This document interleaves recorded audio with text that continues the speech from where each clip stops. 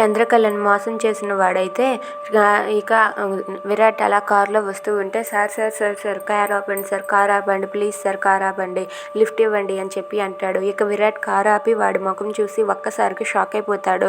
ఇక వాడిని చూసి షాక్ అయ్యి అలా కారు ఆపుతాడు. ఇంతలో అక్కడ చంద్రకళను మోసం చేసిన వాడైతే వెళ్ళి కారులో కూర్చొని ఇలా అంటూ ఉంటాడు, నా కారు సడన్గా ట్రబుల్ ఇచ్చింది సార్, మీరు నాకు లిఫ్ట్ ఇచ్చినందుకు చాలా థ్యాంక్స్ సార్, చాలా థ్యాంక్స్, ఇప్పుడు నేను ఎక్కడికి వెళ్ళాలో చెప్తాను సార్ అని చెప్పి అంటూ ఉంటాడు. అది వినగానే అక్కడ ఉన్న విరాట్ అయితే అలా చూస్తూ ఉంటాడు. ఇక విరాట్ ఏం మాట్లాడకపోవడంతో ఏంటి సార్ నేను ఏం మాట్లాడటం లేదు అని చెప్పి ఇలా చూస్తాడు. చూడగానే అక్కడ ఉన్న విరాట్ని చూసి ఒక్కసారిగా షాక్ అయిపోతాడు.